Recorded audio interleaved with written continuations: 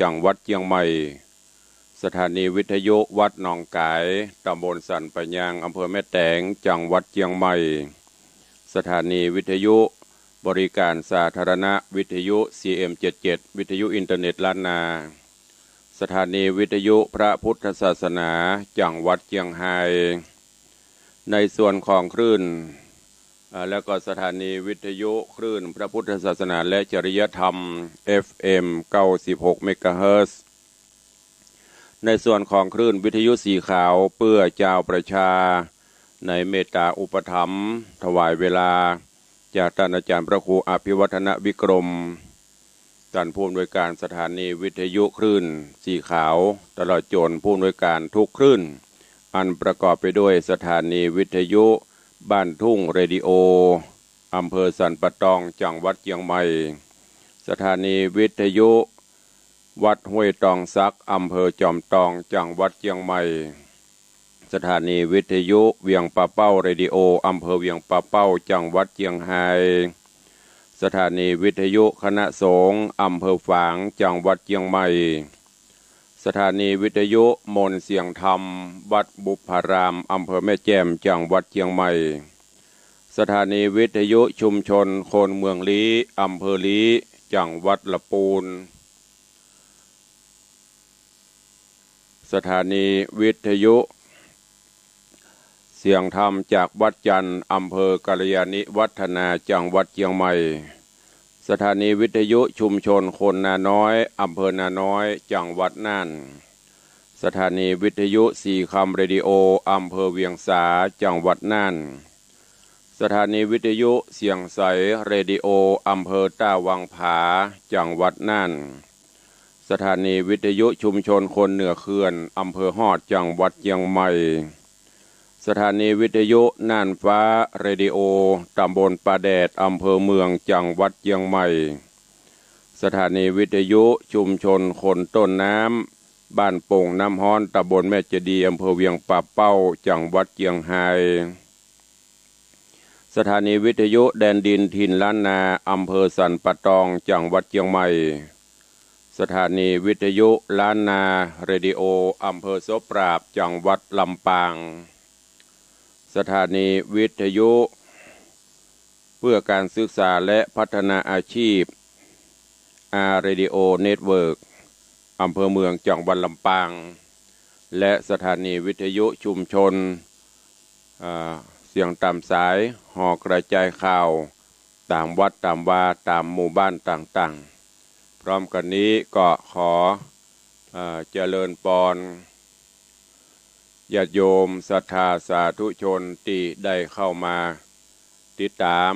ต่างเฟซบุ๊กเฟซไลฟ์ต่างเว็บไซต์ต่างๆถึงอันมีเฟซบุ๊กของวัดวังสิงห์คำเฟซบุ๊กของ104ธรรมะคลายเครียดตลอดจนเฟซบุ๊กของต่างคลื่นวิทยุสีขาวเพื่อเจ้าประชาก็ขอถวายการต้อนรับครูบาอาจารย์ทุกรูปและ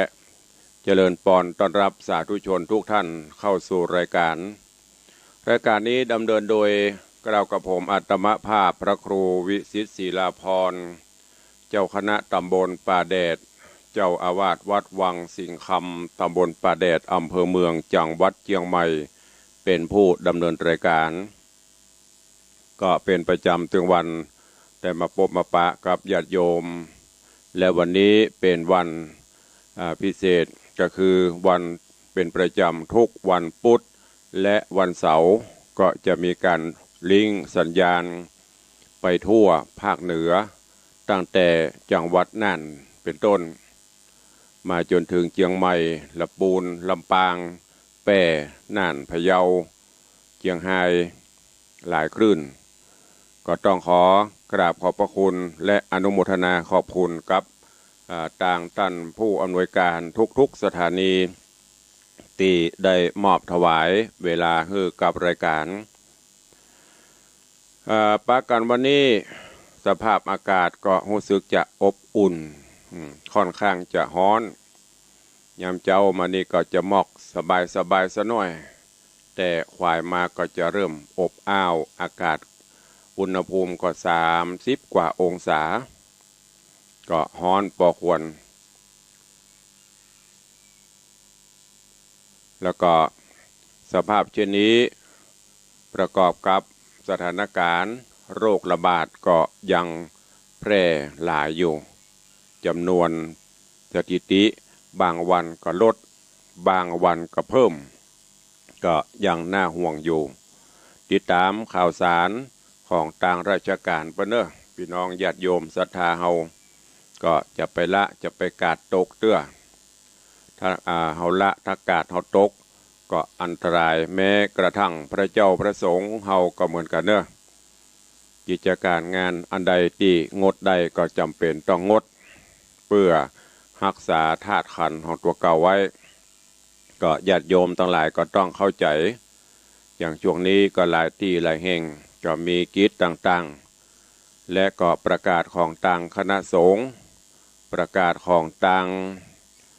สำนักงานพระพุทธศาสนาตลอดจนของต่างราชการเปิ้นก็คืองดกิจต่างๆที่บ่จำเป็นหรือว่าที่มันบ่เร่งด่วนก็งดหลายวัดหลายวาก็งดกันไปอย่างงานทางที่บางเตื้อก็เป็นงานจำเป็นเขาว่าจำเป็นก็คือโดยเฉพาะงานโป่งศพ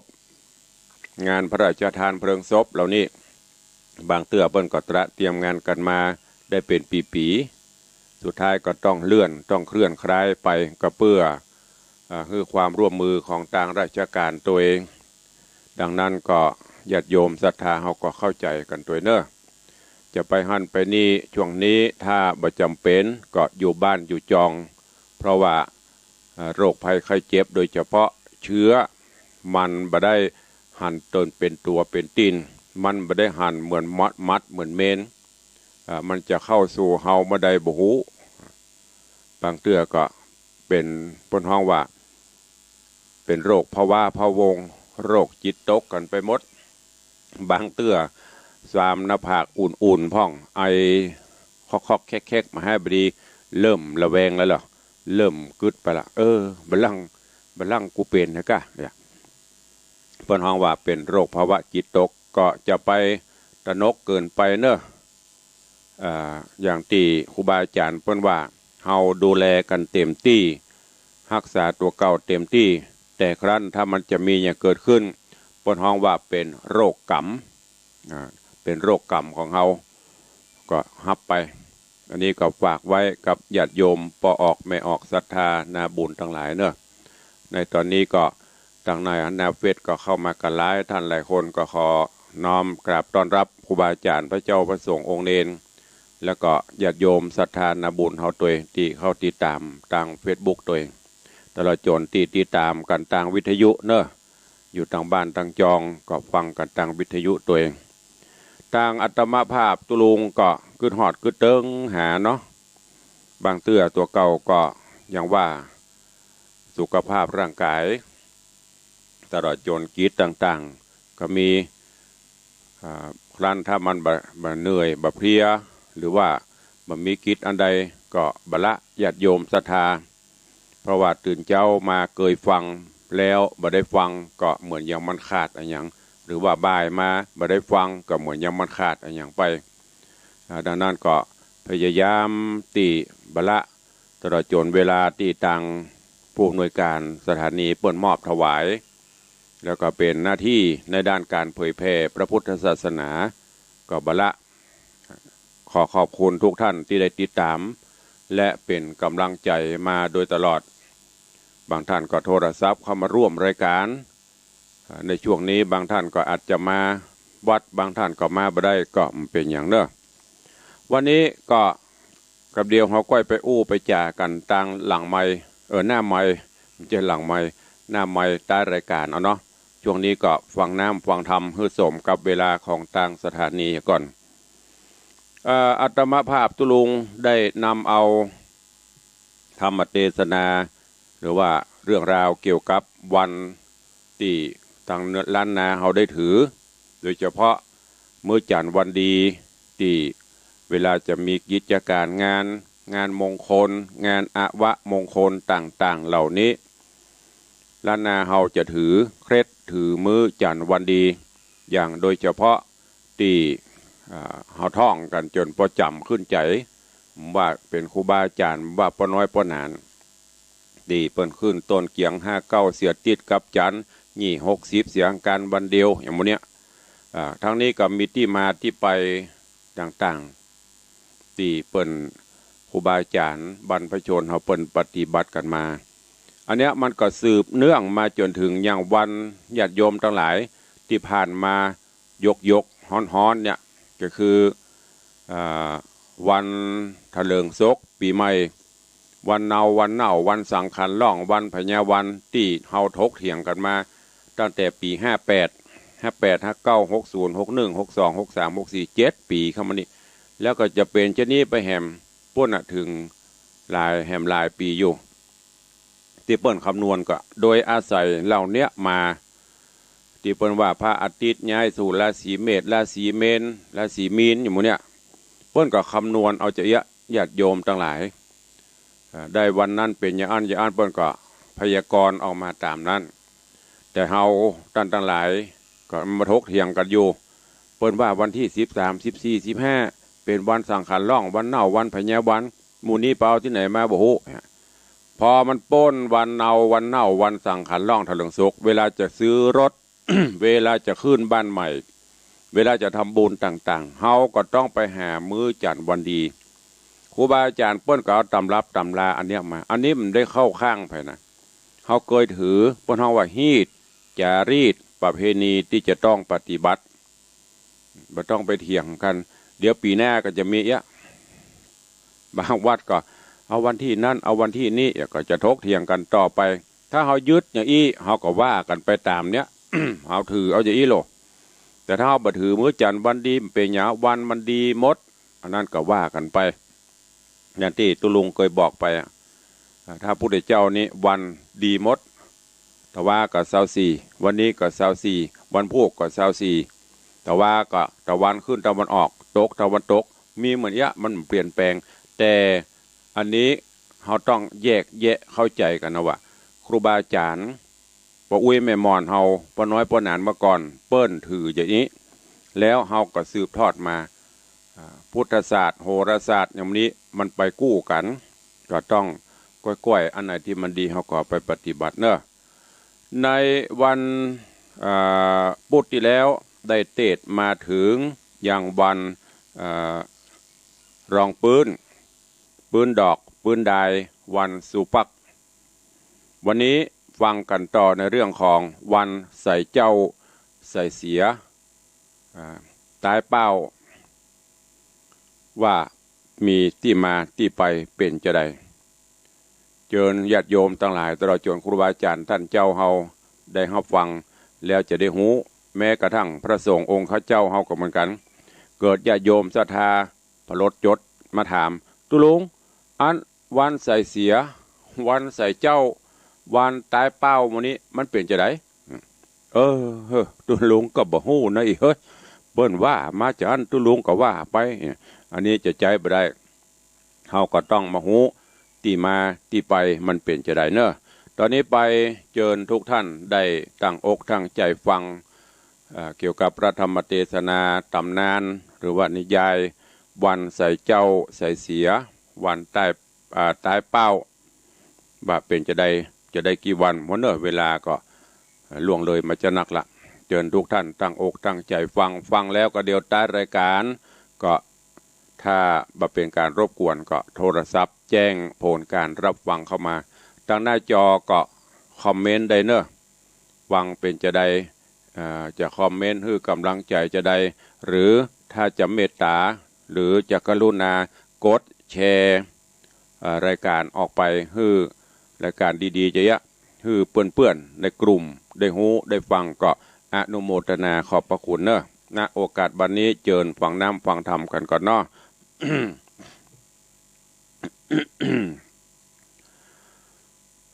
นะโมตัส สสะภะคะวะโตอะระหะโตสัมมาสัมพุทธัสสะสาธุโบ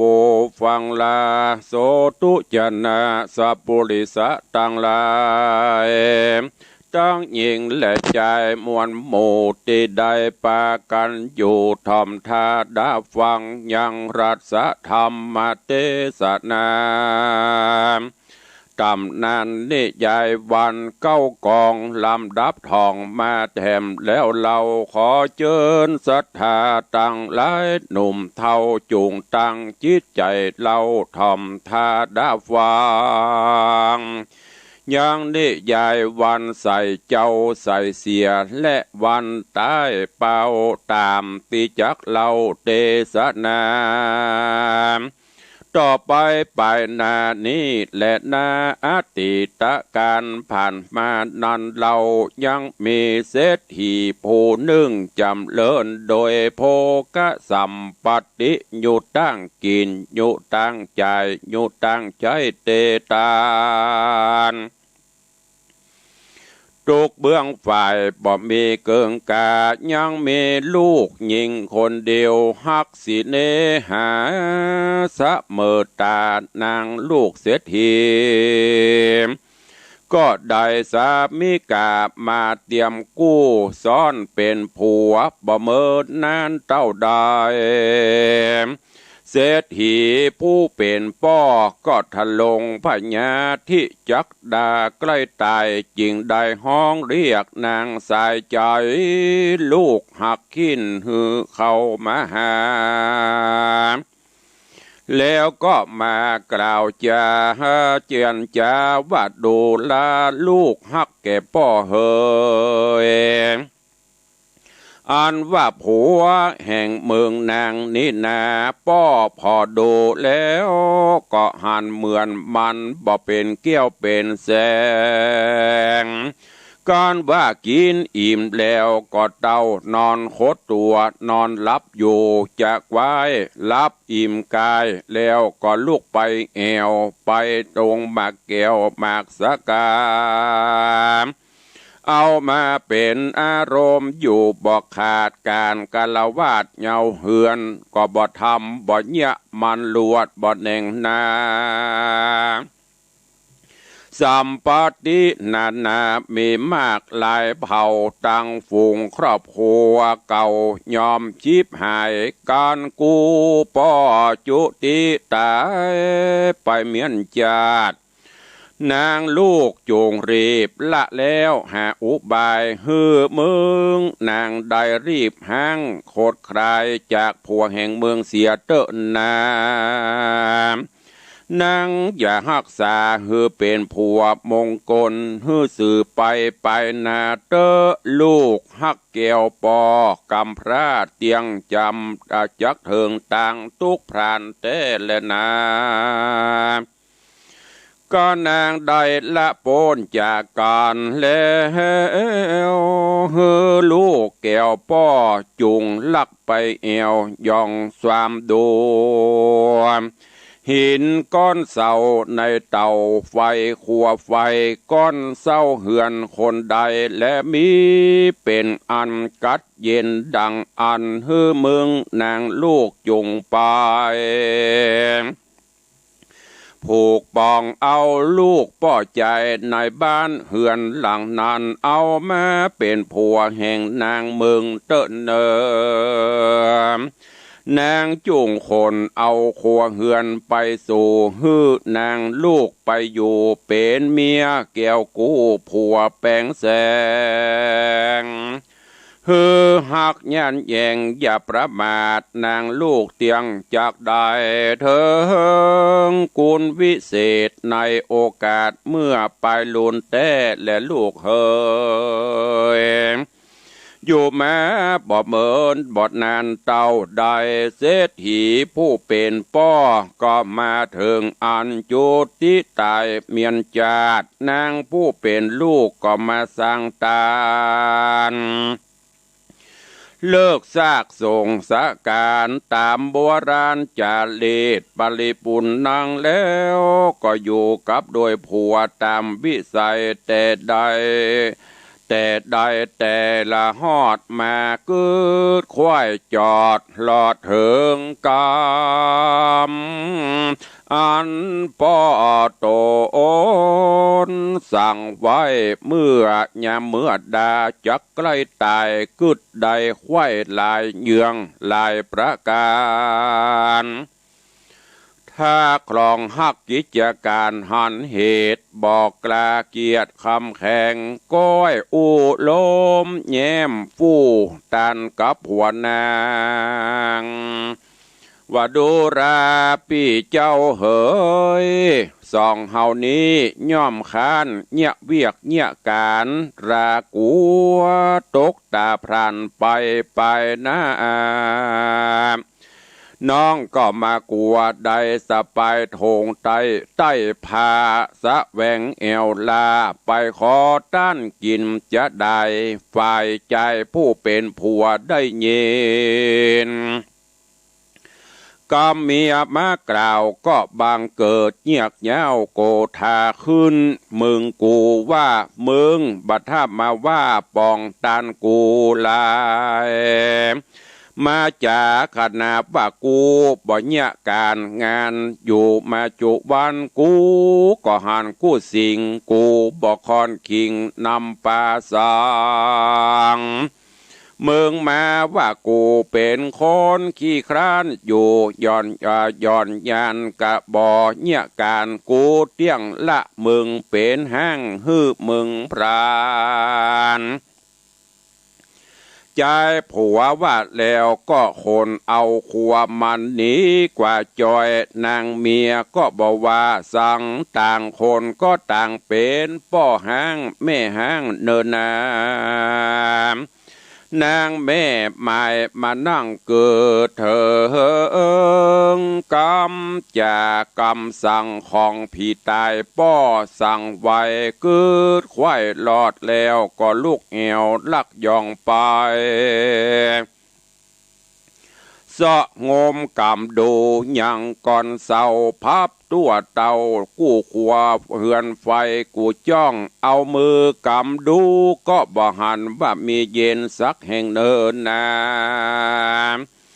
ยังค้างอยู่แต่เหือนตูบไอผู้เป็นกำพระผู้จ้าง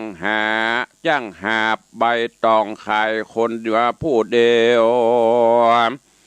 จริงก้อยเตียวย่องเข้าไปกำไปยุบคลำดูเนี่ยเมื่อเจ้าเหือนบ่อยู่ไปสู่ป่าเสาะหาตองก่อนเศร้าก็มาดูเย็นเหมือนกำผีตายป้อสั่งไว้ดิเลกำยบสวามกำดูวางกลางที่ไฟล้นก็ยินบ่ฮอนใจพระเผานางมีใจเยือกแย้วกระสานเหลวพอต่างใดก็หันแต่ใบตองแห้งปูห้องนอนต่างศาสตร์นางลวดไปปฏิบัติผิวกวาดหือตูบน้อยสะอาดบ่มีตีสังกาแล้วด่วนรีบหนีขึ้นมาสู่เฮือนต้นฮือฆ่าคนปากันคนเอาขัวเฮือนไปครับเสียงกูอันกูจ้องคนเอาไปสู่ห้องย่างตูบหน่อยแห่งใจพรานโยกเอาขันเงินขันคำออกมาตั้งไว้ใหญ่หยาดฟังปูศาสตร์และลวดสลีที่นอนแต่งดาหมอนสุดผาเตตั้งผ้ากังวิเศษโดยจัน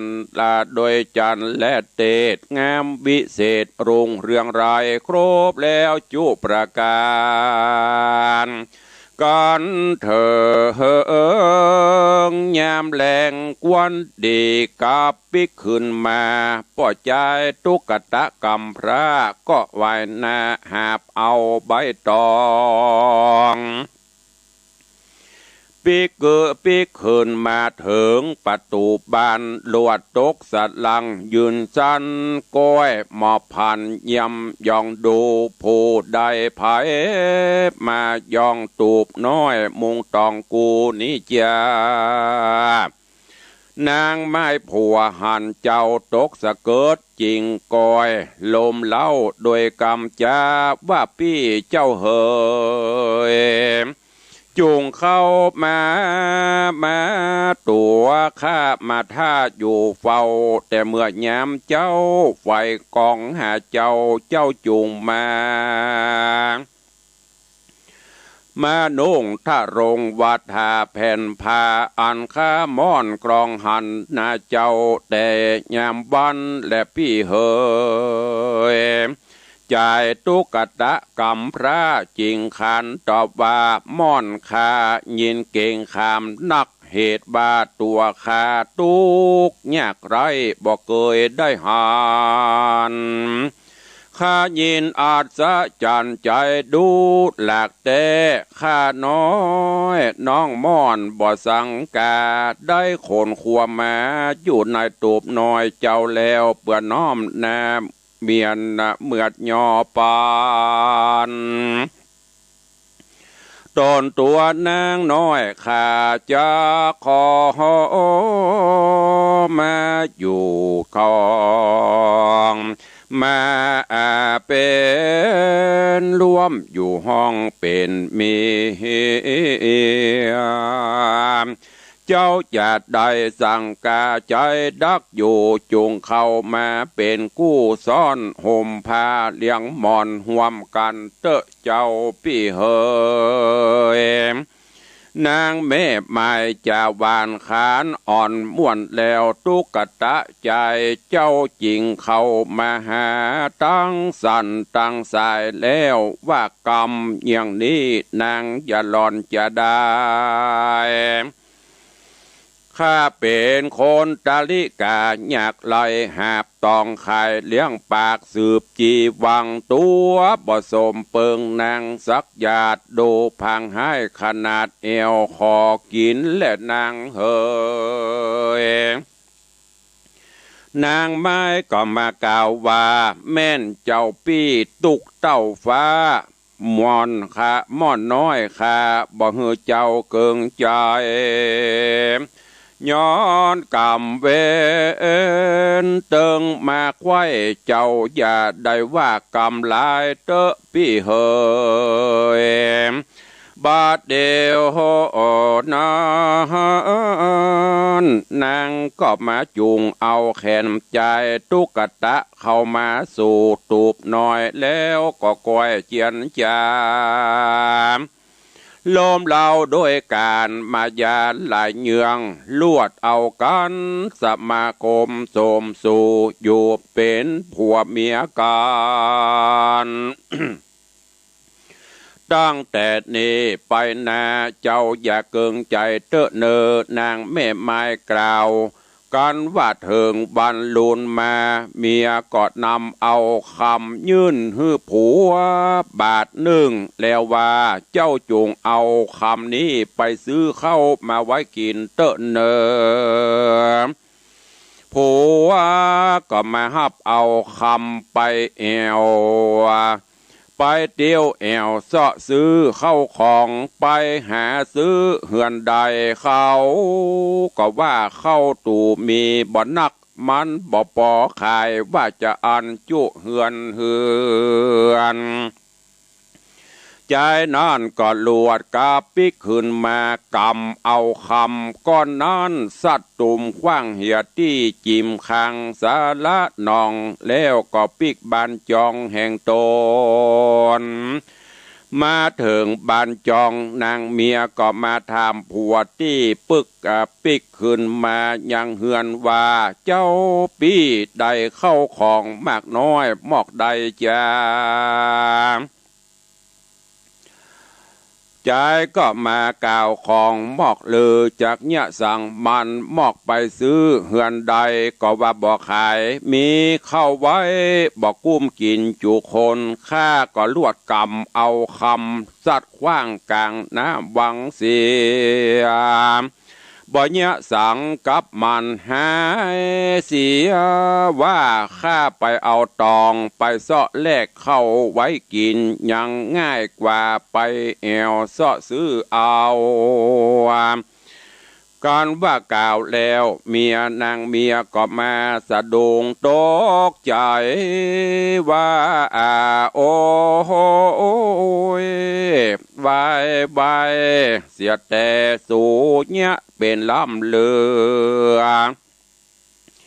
จ้าทองคำแดงแปงก้าสังเอามาคว้างตุมเสียแต่เมียมันก็ห้องเสียงดังใหญ่หลวงผัวก็มากล่าวว่าของก้อนน้อยเต้าอีก็มาเสียดายบนหัวห้วยที่ข้าไปเก็บตองยังหันมีหลายมากกว่านี้ปันส่วนแสนส่วนฟ้าฮับประตูเล่าไก่และก้อนเสาที่ตังหม้อข้าวหม้อแกงข้าก็เอามันมาแป่งตึงมวนเมียมันได้ยินกำผัวกล่าวจริงฟังเล่นเข้าไปดูก็หันเป็นสุวรรณคำแดงตึงแท่งพอก้อนเศร้าก็มาเหลืองงามใสจุก่อนรีบมาโนมานาจูงแขนผัวไปสู่ห้อมหวยก็หันเป็นคำเหลืองแดงงามจุแห่งบนดอยสองผัวเมียก็ช่วยกันคนเอาคำมาไว้ในตูบน้อยนานประมาณว่าได้3 เดือนจริงเมียนเสียงอยู่แม่บ่เมินนานเต่าได้โดนพญาเจ้าเมืองก็มาโดนพญาเจ้าเมืองมีกรรมมักไร่ไปสะแวงแอวป่าไล่หมูเนื้อกวางฟานจริงเอาลาดจะอาจยาฮือเสนาตีกองห้องปกเป่าฮือคนหุ่มจ้างไล่ล่าฮือไปติดตามพระองค์ไผผู้ใดจ้างแกว่นอันใดก็คือเอาอันนั้นไปติดตามว่าอันและนานิธิตังขีญาสังวันนาวิเศษจากห้องเหตุธรรมเทศนาตำนานวัน9 กองลำดับทองมาเถิงเรื่องเกี่ยวกับวันใส่เจ้าใส่เสียได้เป้าในตอนที่1ก็บังกรมสมเด็จสเด็จ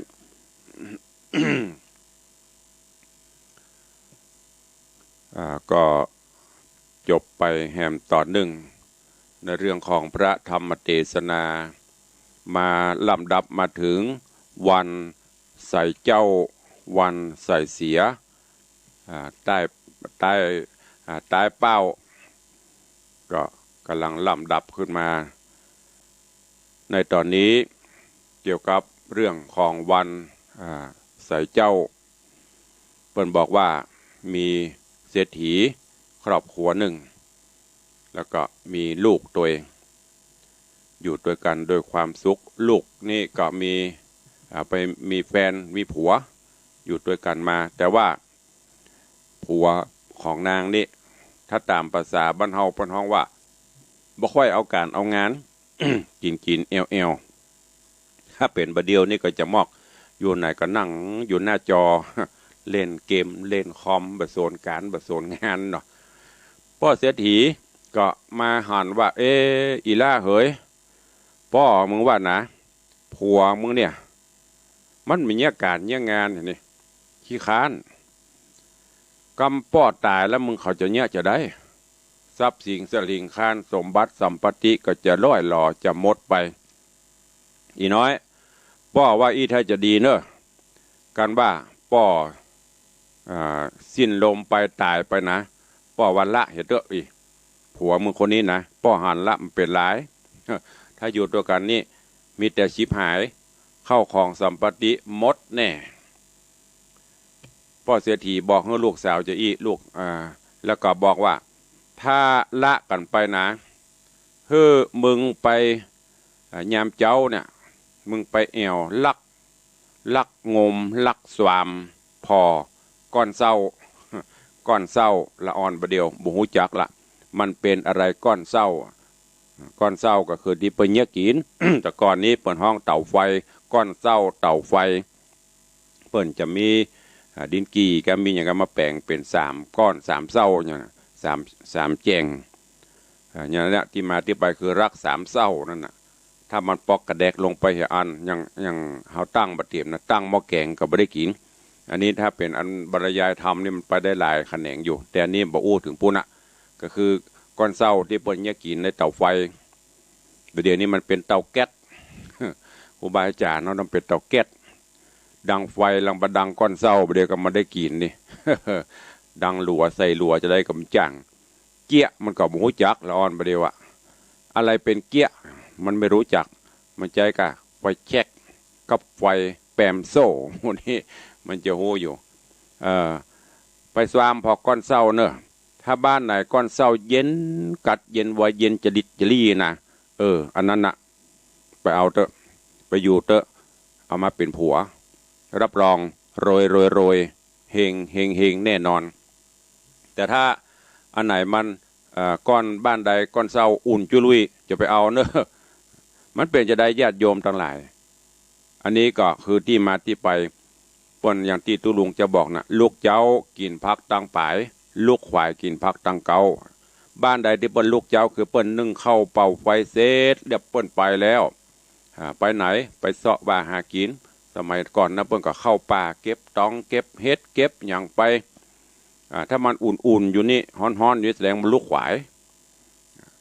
ใจพอปอดตายแม่หญิงคนนี้ก็เลยหาอุบายละถึงผัวไอ้ผัวนี่ก็โอ้กูถึงหู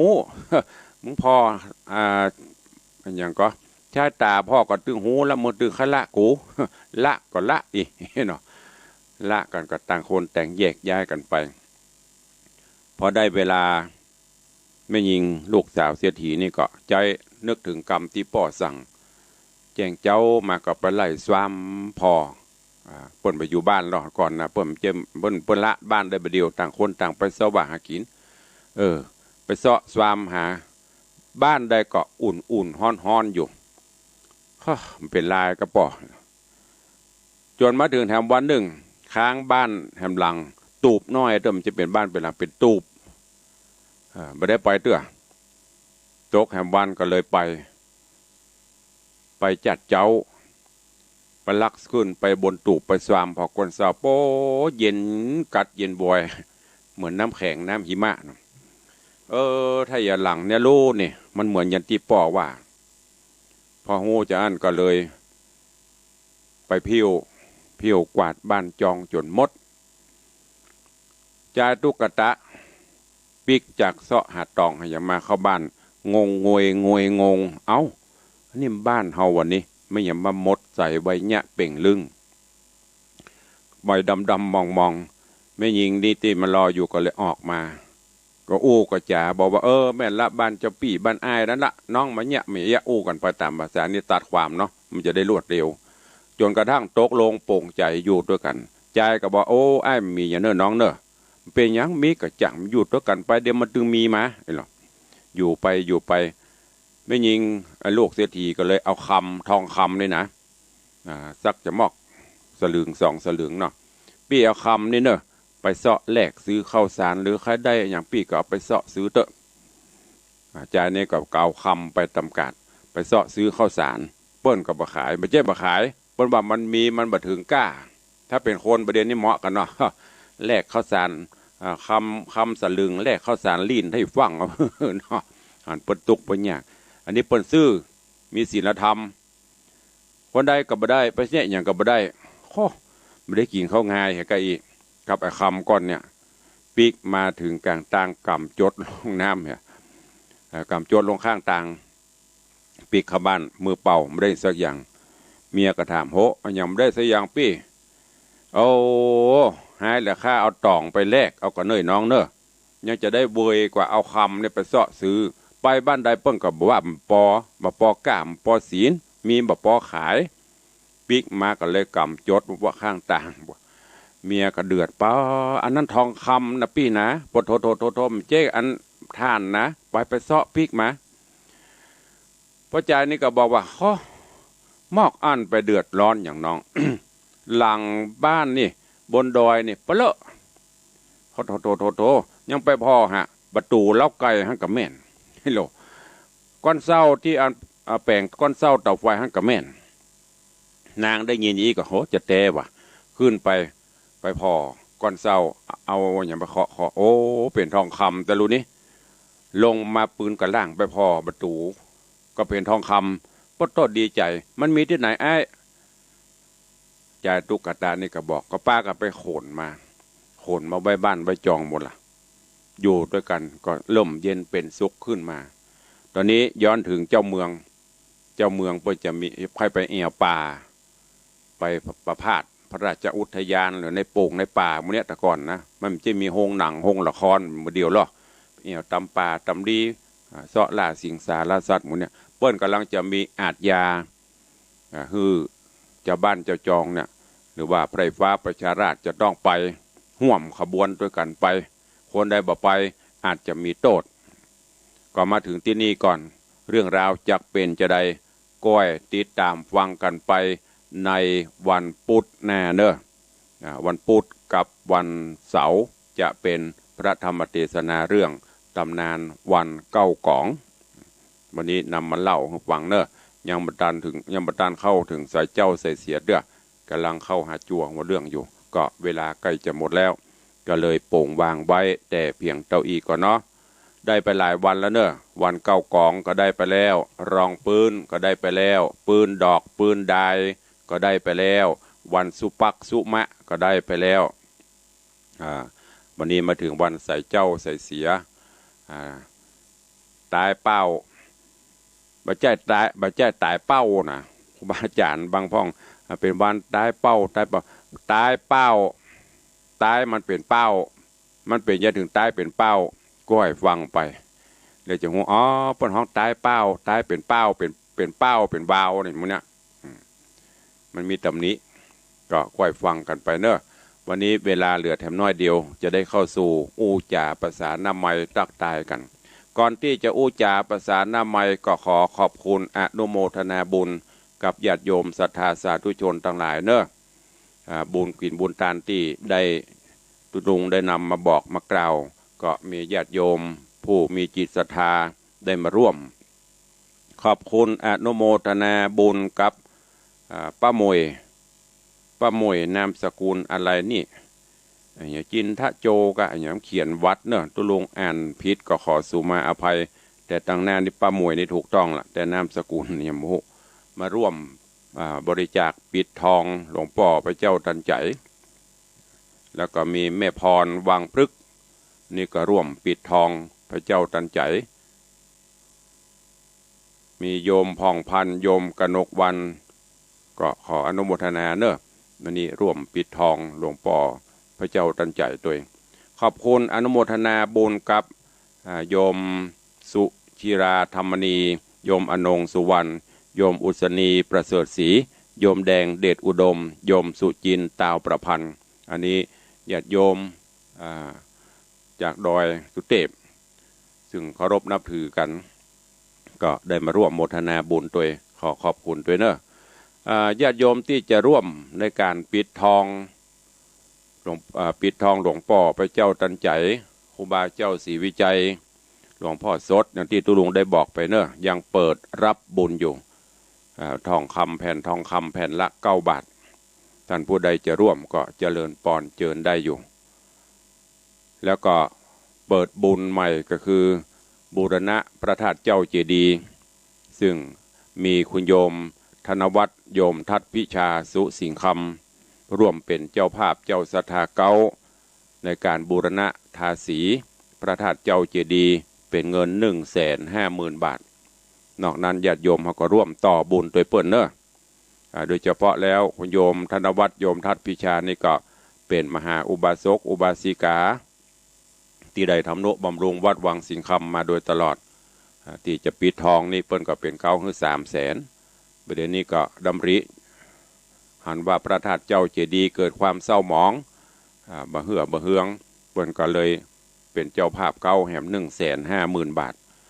ตอนนี้ช่างเริ่มดำเนินการโดยแหกมาตั้งแต่เมื่อวันพฤหัสตะวาในตั้งปวนฉีดล้างแล้วก็จะเริ่มลงสีต่อไป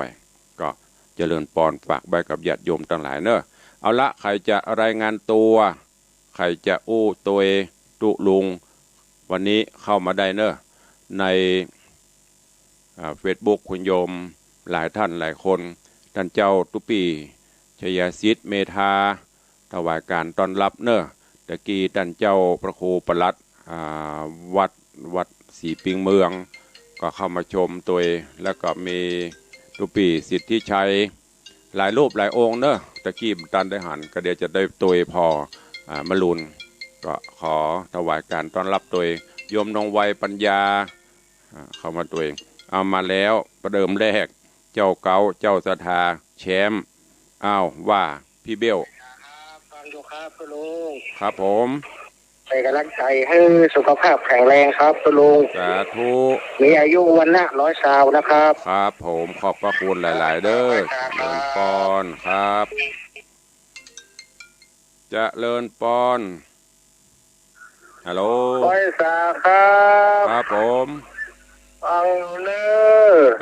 สาธุเข้าวัดตอนมีชีวิตทำบุญก่อนเรามีชีวิตนี่ดีกว่ารอลูกหลานผัวเมียอุทิศบุญกุศลไปเนาะทำคนเดียวมาได้ทำบุญวันจันทร์จะเข้าไปหาเลยครับสาธุนะเด้อไว้สาครับไว้สาลูกขอบคุณกับพ่อเลี้ยงธนวัฒน์เจริญปอนป่อบุญธรรมครับกาวสาครับพระพระครูเวียงป่าเป้าเป็นไงบ้างเวียงป่าเป้าฮ้อนไหมโอ้ก็ฮ้อนนักแกครับกลางวันมาฮ้อนอีเฮ็ดทอบถ้าจะไหลโลกะฮะก่อนนั้นเลยยังออกคือก็หามันฝนขาดก็เหี้ยระวัง 2-3 วันนี่ฮ้อนเนอะครับอนุโมทนาเด้อครับผมกาไว้สาครับสาธุโยมป่อบุญธรรมสั่งคำฟันจากเบียงป่าเป้าสัญญาณชัดเจนดีโยมณภัทรประภาวริศเข้ามาชมใน Facebook อยู่ขอบคุณทุกท่านเนอะวันนี้ตุปีตุน้องตุนาครูบาอาจารย์เข้ามาติดตามรับชมรับฟังกันเป็นกำลังใจกันยามเจ้าวันนี้หลายรูปหลายองค์เนอะในทางวิทยุทางโทรศัพท์เข้ามาได้0817836540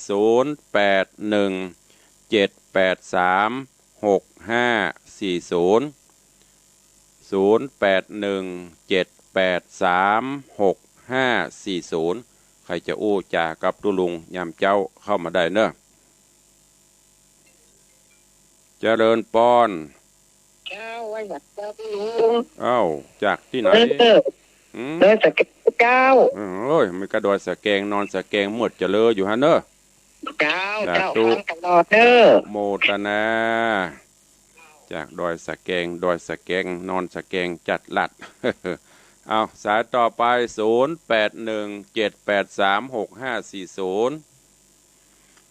0817836540เข้ามาได้เด้อ